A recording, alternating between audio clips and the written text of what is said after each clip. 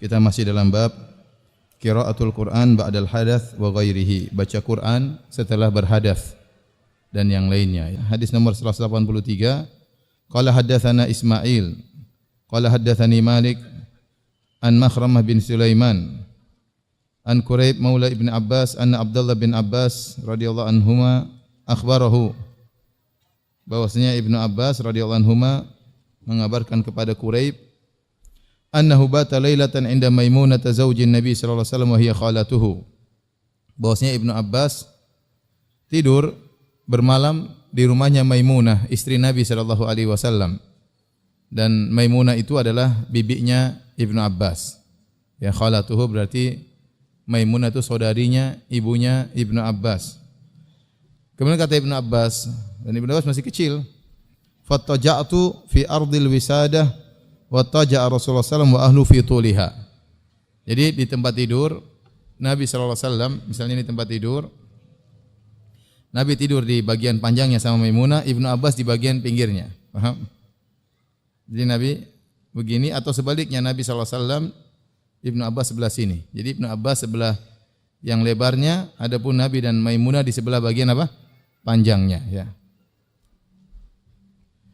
Kemudian beliau berkata, fanama Rasulullah sallallahu alaihi wasallam hatta idza intasafa al-lail aw qablahu biqalil aw ba'dahu biqalil istaiqadha Rasulullah sallallahu alaihi wasallam.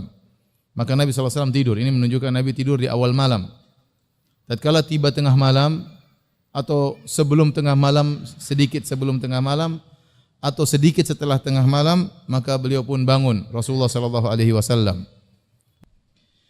Kemudian Rasulullah sallallahu bangun, fajalasa yamsahu nauma an wajhihi biyadihi. Kemudian Rasulullah sallallahu mengusapkan wajahnya di tangannya, di wajahnya. Tsumma qara'a al-ashra al-ayat al-khawatim min surati Ali Imran. Kemudian Nabi sallallahu alaihi wasallam bacakan 10 ayat terakhir dari surat Ali Imran yang dimulai dari firman Allah, inna fi khalqis samawati wal ard, ya, wa ikhtilafil laili wan nahari la ayatin li ulil albab, dalam surat Al Imran ayat 190 dan seterusnya sampai 10 ayat yang terakhir sampai selesai. Tsumma qama ila shannin mu'allaqatin. Kemudian Nabi pergi ke sebuah khirbah. Khirbah itu adalah tempat air yang terbuat dari kulit. Disebut dengan shannin kalau sudah usang, sudah lama, sudah mau rusak, disebut dengan shannin. Khirbah yang sudah lama, yang terbuat dari kulit, berisi air yang sedang digantung. Fatawadda'a minha fa ahsana wudu'ahu. Lalu Nabi sallallahu alaihi wasallam berwudu dari khirbah tersebut, dari air tersebut, dan dia baguskan wudunya. Tsumma qama yusalli. Setelah itu Nabi salat. Qala Ibnu Abbas. Ibnu Abbas berkata, "Faqumtu fa sana'tu mithla ma sana." Aku pun bangun dan aku pun melakukan seperti apa yang dia lakukan. Tsumma dhahabtu faqumtu ila jambihi. Kemudian aku pun pergi, aku pun berdiri di sebelah kirinya. Di sebelah kiri siapa? Nabi sallallahu alaihi wasallam. Fa wada'a yadahu al-yumna ala ra'si. Maka dia pun meletakkan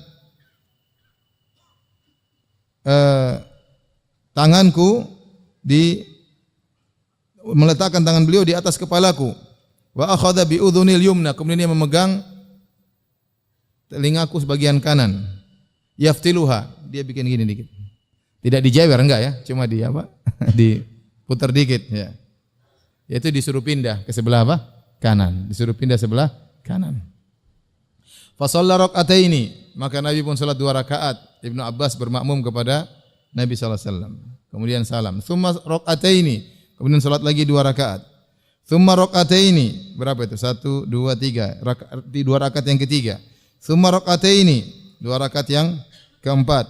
Tsumma rak'ataini, 2 rakaat yang kelima. Tsumma rak'ataini, 2 rakaat yang keenam. Tsumma autara, kemudian 1 rakaat. Berapa rakaat totalnya? 13.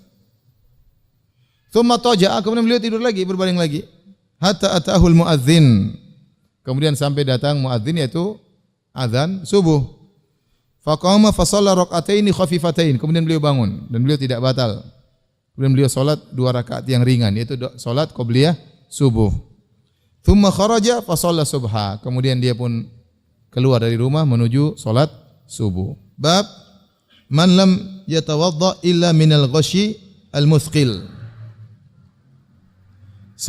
bab tentang seorang tidak perlu berwudu, artinya tidak batal wudunya sehingga dia tidak perlu berwudu kecuali kalau dia al-ghashi, yaitu dia pingsan al-muthqil yang berat, artinya benar-benar pingsan lama baru dia batal wudunya. Berkata qala haddatsana Ismail qala haddatsani Malik an Hisham bin Urwah an imraatihi Fatimah an jaddatiha Asma binti Abi Bakar. Jadi hadis ini diriwayatkan oleh Asma binti Abi Bakar, saudarinya Aisyah radhiyallahu taala anha. Annaha qalat, Asma berkata, ataitu Aisyah zaujan Nabi sallallahu alaihi wasallam hina khasafatis syams. Aku mendatangi Aisyah radhiyallahu anha, istri Nabi sallallahu alaihi wasallam tatkala terjadi gerhana matahari. Fa idzan nasu qiyamun yusallun. Kata Asma, tiba-tiba saya mendapati orang-orang sedang salat gerhana. Wa idza hiya qa'imatun tusalli. Ternyata saudarinya Aisyah juga sedang salat berjamaah di masjid. Aku lihat Aisyah sedang salat.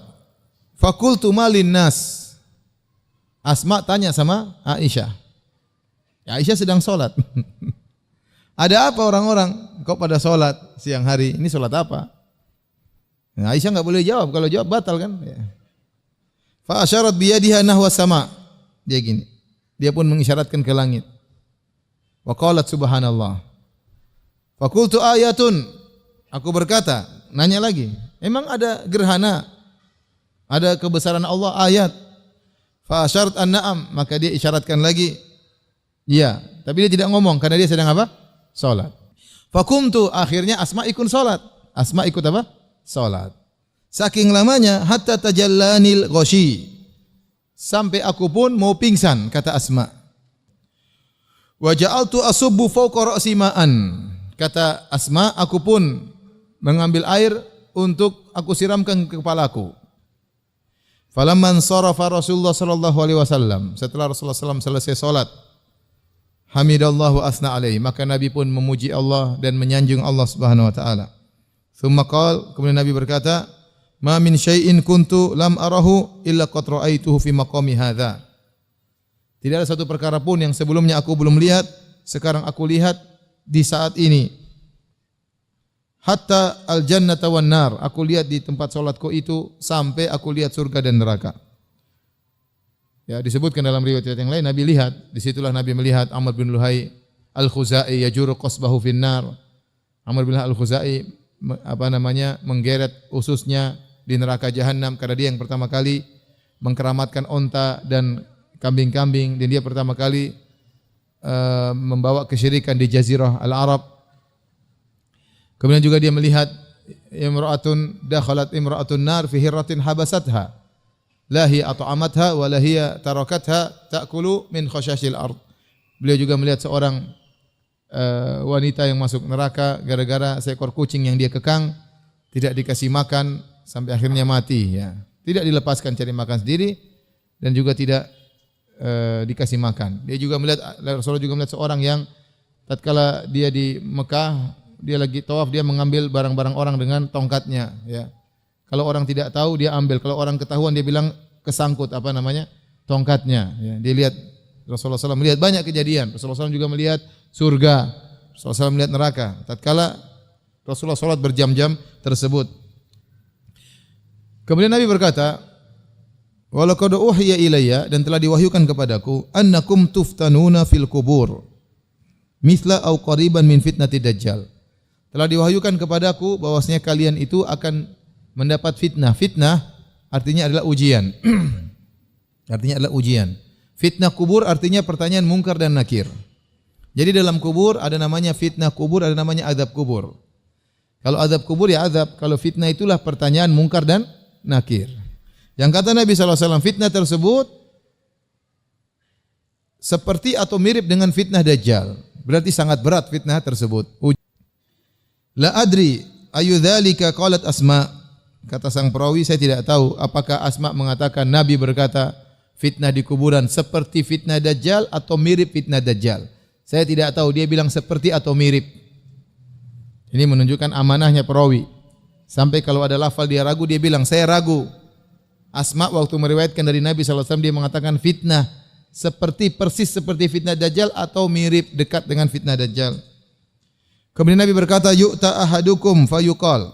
maka dihadirkan salah seorang dari kalian didatangi oleh malaikat Munkar dan Nakir, fayuqal maka ditanyakan kepadanya, ma ilmuka bihadzal rajul? Apa ilmu Anda tentang lelaki ini? Itu tentang Nabi sallallahu alaihi wasallam. Fa ammal mu'min awil muqin la adri ayya dzalika qalat Asma. Adapun seorang yang beriman atau yang yakin, kata sang perawi, saya tidak tahu Asma binti Abu Bakar mengucapkan lafal yang mana, mukmin atau yakin. Fayaqulu huwa Muhammadun Rasulullah, maka orang mukmin dengan mudah menjawab, orang tersebut adalah Muhammad utusan Allah. Ja'ana bil bayyinati wal huda, dia telah datang kepada kami dengan dalil dan petunjuk. Fa ajabna wa amanna wattaba'na, maka kami pun menjawab seruan beliau, kami beriman kepadanya dan kami mengikutinya. Fayuqal nam salihan, maka dikatakan kepada orang mukmin tersebut, tidurlah dengan tenang. Faqad alimna in kunta la mu'minan, sungguh kami telah tahu engkau adalah seorang yang akan beriman. Wa ammal munafiq awil murtab, adapun orang yang munafik atau orang yang ragu, kata sang perawi, la adri ayya dzalika qalat Asma, aku tidak tahu Asma bilang yang mana, apakah munafik atau orang yang ragu. Fayaqul la adri, maka dia berkata aku tidak tahu. Sami'tun nas yaqulun syai'an faqultuhu, aku mendengar orang-orang berbicara sesuatu tentang Muhammad, tentang dia, maka aku pun ikut-ikutan. Ini namanya fitnah kubur, dan ini dijawab dengan iman, bukan jawaban dengan hafalan, ya. Baik, kita lanjutkan bab mashur rasi kullihi. Al-Imam Al-Bukhari berkata, bab tentang mengusap kepala seluruhnya, bukan sebagiannya. Kita bacakan wa su'ila Malik. Imam Malik ditanya, ayujizu an yamsaha ba'dhar ra's? Ini yang dijadikan dalil. Imam Malik mengatakan tidak sah kalau hanya sebagian kepala saja. Apakah sah seorang tatkala berwudu hanya mengusap sebagian kepala?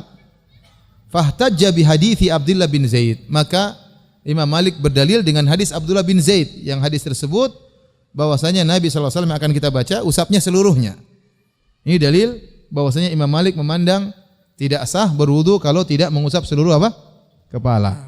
Dan ini yang dipilih oleh Imam Bukhari. Makanya Imam Bukhari membawakan perkataan Imam Malik. Dia menyelisih Imam Syafi'i dalam hal ini. Karena Imam Syafi'i mengatakan boleh sebagian, sebagaimana dalam kitab Al-Um. Tapi kita bacakan, Al-Imam Al-Bukhari rahimahullah berkata, qala haddatsana Abdullah bin Yusuf, qala akhbarana Malik an Amr bin Yahya Al-Mazini an abihi anna rajulan qala li Abdullah bin Zaid. Ada seorang berkata kepada Abdullah bin Zaid, huwa jaddu Amr bin Yahya, atastati'u an turiyani kaifa kana Rasulullah sallallahu alaihi wasallam yatawadda? Dia ditanya, apakah kau bisa menunjukkan kepadaku bagaimana Nabi sallallahu alaihi wasallam berwudu? Faqala Abdullah bin Zaid, maka Abdullah bin Zaid radhiyallahu anhu berkata, "Na'am, saya bisa." Karena dia pernah lihat. Fada'a bima'in, maka dia pun minta didatangkan air. Fa afraqa ala yadihi fa ghassala marratain, maka dia pun mengusapkan kepada tangannya, dia cuci 2 kali. Dalam riwayat 3 kali dan 2 kali, jadi bebas. Terkadang Nabi cuci 3 kali, terkadang Nabi cuci berapa kali? 2 kali. Tsumma tamatmadha wastansara salasan. Kemudian Nabi sallallahu alaihi wasallam berkumur-kumur dan mengeluarkan air dari hidungnya, istinthar 3 kali. Tsumma ghassala yadayhi marratain ilal mirfaqain. Kemudian Nabi mencuci kedua tangannya 2 kali. 2 kanan dan 2 apa? Kiri. Ini juga dalil Nabi gabungkan, mix, ada 3 ada 2. Nabi mixkan 3, 2 wajah 3, tangan 2, enggak ada masalah. Mau mix 1, 2, 3 juga enggak ada masalah. Cuci wajah cuma sekali, tangan 2, kaki 3 enggak ada masalah. Yang penting minimal 1, yang lebih baik 2, lebih baik lagi berapa? 3. Nabi cuci tangan sampai ilal mirfaqain 3 kali. Nah, Allah mengatakan dalam Al-Qur'an, wa aydiyakum ilal marafiq. Kata Allah Subhanahu wa taala, idza qumtum ila sholati faghsilu wujuhakum. Kalau kalian hendak salat maka cucilah wajah-wajah kalian. Kemudian usaplah kepala kalian. Kemudian tangan-tangan tangan wajah kalian, kemudian apa? Tangan kalian. Wa aydiyakum ilal marafiq. Tangan sampai ke siku. Sebagaimana pernah kita jelaskan, siku ikut dia apa? Dicuci. Nah, untuk mencuci tangan, ya, mencuci tangan boleh dari bawah ke atas, boleh dari atas ke bawah, enggak ada masalah. Boleh seorang berwudu begini, dari atas ke bawah, boleh juga dari bawah ke atas, enggak ada masalah. Karena perkataan Allah ilal marafiq, sampai kepada siku, itu bukan berarti permulaannya dari ujung jari ke siku, bukan, tapi Allah kasih batasan, tangan yang dicuci itu sampai di sini. Paham? Kecuali kalau Allah mengatakan waksilu aydiyakum minal asabi' ila mirfaqain. Cucilah tangan kalian dari jari sampai ke siku. Maka caranya kita dari jari menuju ke siku. Tapi ketika Allah berfirman ilal marafiq wa aydiyakum ilal marafiq, cucilah tangan kalian sampai di siku, maksudnya ini batasan. Yang penting tangan ini tercucikan. Mau dari jari, kemudian baru kita bawa ke bawah, atau kita taruh tangan begini dari bawah, dari atas ke bawah juga tidak ada masalah. Dua-duanya boleh ya. Dua-duanya boleh. Mana saja yang mudah, yang penting tangan terbasuhkan. Kemudian tsumma masaha ra'sahu biyadaihi. Kemudian Nabi, ini menjadi perhatian dari Imam Bukhari, kemudian Nabi pun mengusap dengan kedua tangannya, mengusap kepalanya. Fa aqbala bihima wa adbar. Nabi pergi dan balik, ya, pergi dan balik, ya. Maju dan mundur. Dijelaskan bada'a bi muqaddami ra'sihi. Nabi mulai dari depan kepalanya. Hatta dhahaba bihima ila qafahu. Kemudian dia pun bawa sampai ke lehernya. Tsumma raddahuma ilal makan ladzi bada'a minhu. Kemudian Nabi kembalikan di tempat dia mulai, ya, begitu caranya. Tsumma ghasala rijlaihi. Kemudian Nabi mencuci kedua kakinya.